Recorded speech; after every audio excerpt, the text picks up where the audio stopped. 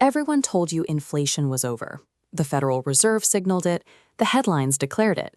By late 2025, it actually looked like the worst of the economic squeeze was entirely in the rearview mirror. But then your grocery bill jumped.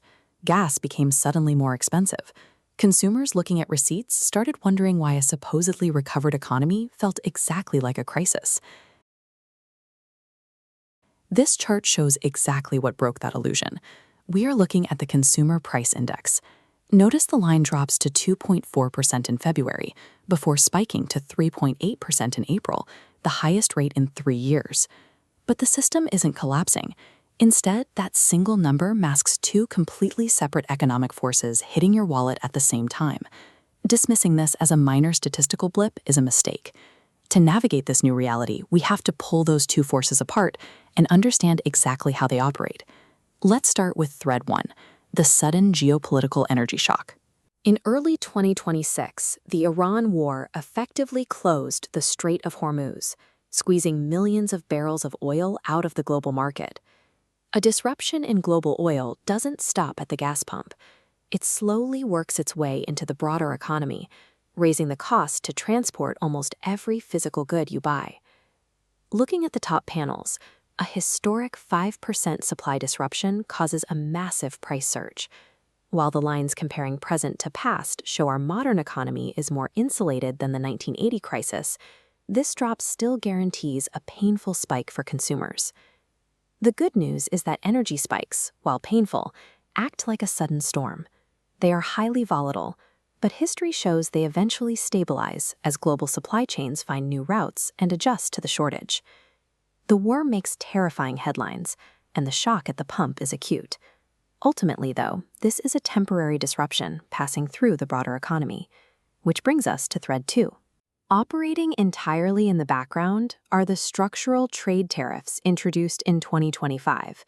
This is a slow-moving force, completely disconnected from any conflict in the Middle East. A tariff is a border tax. Companies don't absorb that extra expense. They pass it along to you in tiny, almost invisible increments, spread across thousands of everyday products. Month after month, these incremental hikes create a relentless upward pressure on your household budget. Even if the conflict abroad ended tomorrow and oil plummeted, these costs would remain. This graph shows core inflation. By stripping out volatile food and energy, we see the underlying trend. While the food and energy line bounces, core inflation climbs steadily to 2.8%. Crucially, core prices were quietly creeping upward long before the war started. Agricultural constraints are also compounding policy costs. The domestic cattle herd has hit its lowest level since 1951, driving beef prices up 16%. Unlike the temporary shock of an overseas conflict, these tariffs and structural supply shortages bake sticky, permanent price increases directly into the foundation of the economy. When you combine a massive energy shock with creeping structural costs, the macroeconomic data crashes directly into your personal wallet. In just 1 month, real wages slipped by 0.5%. Your real wage is the actual purchasing power of your income. When inflation and tariffs silently drive up the cost of living, it shrinks what you can actually buy, even if your salary stays the same. After decades of wage stagnation in middle-class occupations, paychecks are unable to keep pace with the exploding costs of essentials like housing and healthcare. This doesn't feel like a sudden financial crash. It feels like walking on a treadmill where the ground underneath you is pulling away slightly faster than you can keep up. You are working just as hard, but quietly losing ground. The true cost of living crisis is a systemic failure of wages. Middle-class paychecks simply cannot sustain the combined weight of long-term policy choices and sudden global shocks. Normally, the institution tasked with fixing this is the Federal Reserve.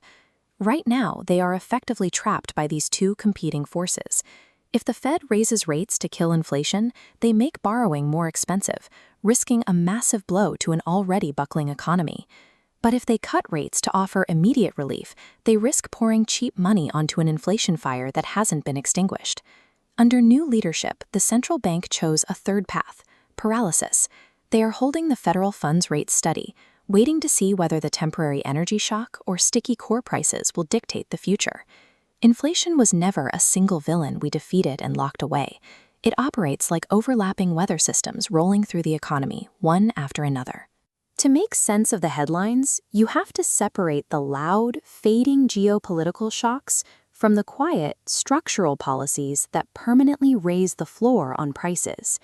Understanding these underlying mechanics is the only way to protect your own budget. As the data shows, this is far from the last time the economy will surprise everyone who thought the crisis was over.